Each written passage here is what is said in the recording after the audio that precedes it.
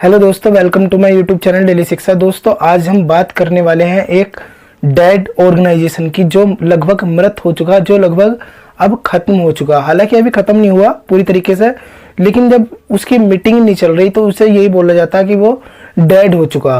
तो आज हम उस ऑर्गेनाइजेशन को डिटेल में जानने वाले हैं। तो आइए आज का लेक्चर शुरू करते हैं। दोस्तों, उस मृत ऑर्गेनाइजेशन का नाम है सार्क। क्या नाम है? सार्क,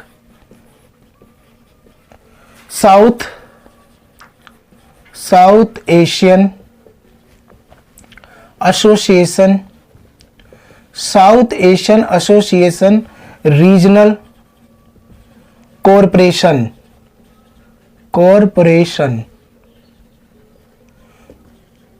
दोस्तों, इसका नाम है South Asian association regional corporation. इसकी स्थापना हुई थी 9 दिसंबर 1985 को और इसका जो हेड क्वार्टर है वो है काठमांडू। दोस्तों, इससे पहले मैं एक बिम्स्टेक एक ऑर्गेनाइजेशन है उसके बारे में एक वीडियो बनाने वाला था, लेकिन अगर तुम्हें बिम्स्टेक को समझना तो सबसे पहले इस सार्क को समझना पड़ेगा, तब जाके तुम्हारी ये बिम्स्टेक जो ऑर्गेनाइजेशन है ये समझ में आएगा। लेकिन इससे पहले तुम्हें इस सार्क को जान लेना बहुत ज्यादा जरूरी है। तो ये दो दृष्टिकोण से बहुत ज्यादा इंपॉर्टेंट होने वाला। एक तो बिम्स्टेक को अगर तुम्हें समझना तो इसके लिए ये जरूरी है। दूसरा, तुम्हारे एग्जाम के जो पॉइंट ऑफ व्यू से भी इंपॉर्टेंट हो सकता है, क्योंकि इससे भी एग्जाम में क्वेश्चन पूछे जाते हैं।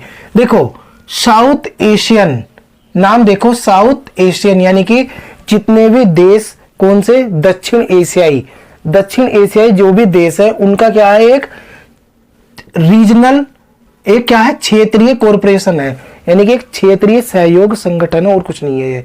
जितने भी दक्षिण एशियाई, अपने मैप में जाकर तुम देखोगे समझ में आ जाएगा दक्षिण एशियाई देश कौन कौन से, उसमें चीन भी नहीं आता है ना। तो दक्षिण एशियाई देशों का एक ही ग्रुप था जिसकी स्थापना कब हुई थी? 1985 में। दरअसल 1970 में जियाउर रहमान जो बांग्लादेश के क्या थे? राष्ट्रपति थे तत्कालीन, उनके द्वारा इस प्रकार की एक संकल्पना करी गई कि क्यों ना हम दक्षिण एशियाई देश एक होकर एक ऐसा ऑर्गेनाइजेशन बनाए जो क्या करेगा? मिलकर काम करेगा। एक दूसरे की जो संप्रभुता है यानी कि सॉवरेनिटी, उसका क्या करेगा? सम्मान करेगा। हम सारे देश मिलकर, जितने भी दक्षिण एशिया के, मिलकर बात करेंगे, बैठेंगे आपस में, मीटिंग किया करेंगे, आपस में व्यापार करेंगे, आपस में एक दूसरे से बात करके एक दूसरे को सहयोग करेंगे।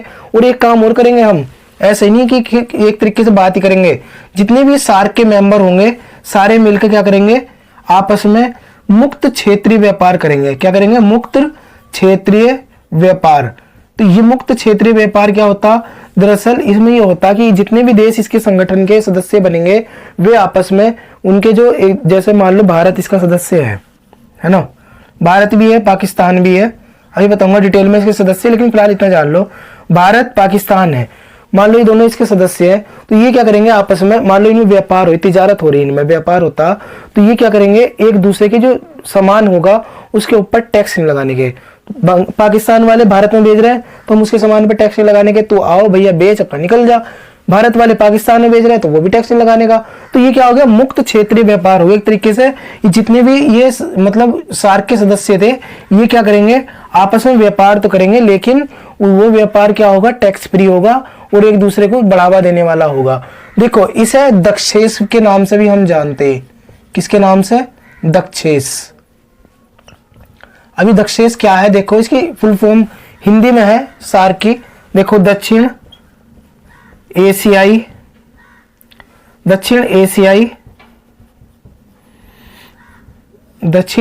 क्षेत्रीय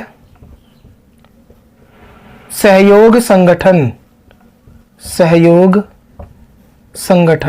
इसका पूरा ये हिंदी में नाम हो गया, दक्षिण एशियाई क्षेत्रीय सहयोग संगठन।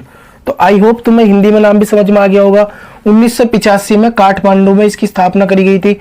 तो देखो, इसके सदस्य कौन कौन है ये और देख लो, इससे तुम्हें और तुम्हारे जो मन में डाउट हो रहा है ना वो सारा क्रिस्टल क्लियर हो जाएगा। एक तो भारत, हमारा प्यारा भारत इसका सदस्य है। एक हमारा पड़ोसी पाकिस्तान इसका सदस्य है। दरअसल पड़ोसी पाकिस्तान के जितने भी भारत के पड़ोसी देश हैं लगभग वो इसके सदस्य हैं। जैसे भारत हो गया, पाकिस्तान हो गया और श्रीलंका, भूटान, बांग्लादेश, मालदीव, भारत, पाक, श्रीलंका, भूटान, बांग्लादेश, मालदीव और नेपाल। दोस्तों ये थे इसके फाउंडिंग मेंबर, यानी कि ये देश आपस में मिले और इनके द्वारा 1985 में इसकी स्थापना कर दी गई। ये सारे दक्षिण एशियाई देश थे और ये आपस में मिले इनके द्वारा। पहले देखो दरअसल हुआ क्या, कोई भी अगर हम ऑर्गेनाइजेशन स्थापित करना इस तरीके का, तो हमारे जो विदेश मंत्री हैं वो आपस में बैठ के बात करते हैं। तो इन देशों के जो विदेश मंत्री थे वे मिलकर बैठे आपस में और उनके द्वारा 1983 में ये बोला गया कि हम एक ऐसे ऑर्गेनाइजेशन की स्थापना करने जा रहे हैं जो केवल साउथ एशियन होगा, यानी कि दक्षिण एशियाई संगठन होगा और उसमें कोई देश शामिल नहीं होने का। हालांकि 2005 में इसमें एक देश और जुड़ा बाद में, जिसका नाम था क्या, अफगानिस्तान। यहां पर लिख दूं अफगानिस्तान, वो भी इसका सदस्य है। अब टोटल इसमें कितने सदस्य हो गए, 8। तो 7 तो ये फाउंडिंग थे और एक क्या हो गया अफगानिस्तान, 8। टोटल 8 मेंबर इसमें है। हालांकि इसका जो पर्यवेक्षक का दर्जा है वो दे रखा है, जैसे तुम देख लो किसे, इन्होंने यूएसए को, ईरान, यूएसए, ईरान और यूरोपियन यूनियन, इन सबको क्या दे रखा, पर्यवेक्षक का दर्जा दे रखा। लेकिन वे इसके परमानेंट मेंबर नहीं है। परमानेंट जो मेंबर है इसके वे यही है, कौन से, भारत, पाकिस्तान, श्रीलंका, भूटान, बांग्लादेश, मालदीव, नेपाल और अफगानिस्तान। तो दोस्तों मैंने इसे एक डेड ऑर्गेनाइजेशन क्यों बोला था शुरू में, देखो पहले तो इससे पहले समझ लो, मैंने एक मुक्त क्षेत्रीय उसकी बात करी थी ना।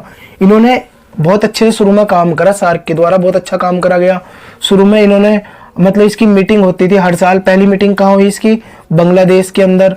पहली मीटिंग कहाँ हुई थी, बांग्लादेश में। एग्जाम में क्वेश्चन पूछा जाता है तो थोड़ा सा ध्यान रखा करो। जो लास्ट मीटिंग हुई थी वो कहाँ हुई थी इसकी, बताओ कहाँ हुई थी, ये मेरा आज का क्वेश्चन है। मैं लिख देता यहाँ पे भी, लेकिन तुम बताओ। चलो, जो south Asian association regional corporation है, इसकी जो लास्ट मीटिंग हुई थी वो कहाँ हुई थी, 2016 में इसकी मीटिंग होनी थी पाकिस्तान में, लेकिन वो टल गई थी। बाद में बताऊंगा क्यों हट गई थी। लेकिन इससे पाकिस्तान 2016 से पहले इसकी मीटिंग कहाँ हुई थी ये तुम्हें बताना आज का क्वेश्चन है।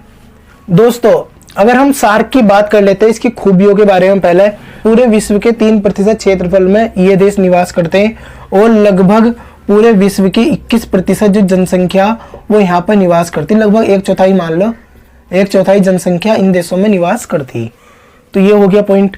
चलो मैं इसका आंसर भी तुम्हें बता देता हूँ। अभी कहाँ हुई थी, काठमांडू में हुई थी 2014 में। तुम कहोगे वरना तो कि कहाँ से क्वेश्चन पूछ लिया, 2014 में हुई थी इसकी लास्ट मीटिंग। तब से लेकर इसकी कोई मीटिंग नहीं हुई। तो देख लो लगभग 10 साल होने वाले, तब से लेकर आज तक इसकी कोई मीटिंग नहीं हुई। 2016 में पाकिस्तान में होने वाली थी, लेकिन भारत ने बोला पाकिस्तान से, भाई साहब तुम आतंकवाद खत्म करो। हमने ये उद्देश्य से लेकर हमने सार्क की स्थापना करी थी, ये उद्देश्य से लेकर हमने दक्षेश की स्थापना करी थी, तुम इसे आतंकवाद खत्म कर लो। पाकिस्तान बोला मैं नहीं मानने का, भारत ने बोला तू नहीं मान रहा तो मैं तेरे यहाँ पर मीटिंग होगी उसमें मैं शामिल नहीं होने वाला, चाहे तो कुछ भी कोशिश कर ले। इस वजह से बांग्लादेश भी उससे हट गया। बांग्लादेश के हटते ही इसकी जो मीटिंग 2016 में होने वाली थी वो रद्द हो गई। तो आई होप तुम्हें समझ गए होंगे। 2023 में इसकी मीटिंग होने वाली है, लेकिन भारत फिर से बोल रहा है कि अगर भारत आतंकवाद के ऊपर काम नहीं करता तो हम फिर से इसकी मीटिंग में हिस्सा नहीं लेंगे। तो ये तुम देखो कि इस ऑर्गेनाइजेशन के 2 सदस्य हैं, भारत और पाकिस्तान। जो इसका एक तरीके से जो मेन मेंबर है वो है भारत, है ना। ये तो सब सारे ऐसे छोटे मोटे देश है ये तो, है ना। अगर वही इसकी मीटिंग में हिस्सा नहीं लेगा तो एक तरीके इसकी मीटिंग होगी कैसे। भारत की भी अपनी जो समस्या वो जायज है कि भाई तुम आतंकवाद खत्म कर लो। हम आपस में, हमारे पास कोई देखो ना रसिया है ना अमेरिका ना चीन, हम अलग हैं बिल्कुल। तो हम क्यों ना आतंकवाद को खत्म कर दे आपस में मिलकर, है ना। और कोई देश ही नहीं है। लेकिन पाकिस्तान बोलता कि मैं तो आतंकवाद को जानता तक नहीं हूँ, मुझे तो पता भी नहीं आतंकवाद क्या होता। पाकिस्तान आतंकवाद खत्म नहीं करता और भारत बिना आतंकवाद उखड़े उससे बातचीत करना नहीं चाहता, चाहे वो सिंधु जल समझौता हो। हालांकि इन देशों के द्वारा एक एग्रीमेंट करा गया था जिसे बोला गया था साफ्टा। अब साफ्टा क्या होता है, ये हो गया south Asian free trade agreement. South Asian free trade agreement यानी कि दक्षिण एशियाई मुक्त व्यापार समझौता। ये समझौता भी हुआ था इनके बीच कि हम एक दूसरे की वस्तु पर टैरिफ नहीं लगाने के, टैक्स नहीं लगाने के। तुम आओ हमारे यहाँ पे व्यापार करो। लेकिन समस्या वही है ना कि आतंकवाद को पाकिस्तान खत्म नहीं करना चाहता, और इस आतंकवाद से केवल भारत ही परेशान नहीं है, इसकी वजह से बांग्लादेश भी परेशान है, इसकी वजह से तुम्हें पता है श्रीलंका भी परेशान है। हाल ही में कुछ दिनों पहले क्या करा गया था, श्रीलंका में भी बम विस्फोट कर दिया गया था आतंकवादियों के द्वारा। तो इससे आतंकवाद से पूरा विश्व परेशान है। तो अब क्या है, पाकिस्तान इस बात को मानने को तैयार नहीं। तो इस चीज से बचने के लिए भारत इसकी मीटिंग में शामिल नहीं हो रहा। अभी वो ये बोल रहा है कि जब तक तू ये खत्म नहीं करने का, मैं शामिल नहीं होने वाला, चाहे तू कर ले कुछ भी। तो दोस्तों आई होप तुम्हें ये जो सार्क है ये समझ में आ गया होगा। अब देखो, इसके पृष्ठभूमि पर बना था बिम्स्टेक। अब ये बिम्स्टेक क्या था नेक्स्ट लेक्चर में समझा दूंगा, क्योंकि देखो इसे समझे बिना तुम बिम्स्टेक को नहीं समझ सकते, मैंने बोला था। क्योंकि इस बिम्स्टेक जो है, जब इसके सदस्य देखोगे ना, तुम्हारी समझ में आ जाएगा कि बिम्स्टेक क्यों बनाया गया था। दोस्तों तो ये लेक्चर तुम्हें समझ में आ गया होगा। अब इससे रिलेटेड तुम्हारे मन में कुछ भी डाउट हो, कमेंट बॉक्स ओपन है, कमेंट करके मालूम कर सकते हो। लेकिन एक सवाल है दोस्तों, कमेंट करके तुम्हें बताना कि भारत ने जो ये फैसला करा कि पाकिस्तान के अंदर जो भी इसकी मीटिंग होगी उसमें हम शामिल नहीं होने के, क्या भारत का फैसला सही है या गलत। अगर तुम्हें लगता है कि सही है तो बताना कि सही है, यस लिखना, और जो अगर लगता है गलत है तो नो लिखना।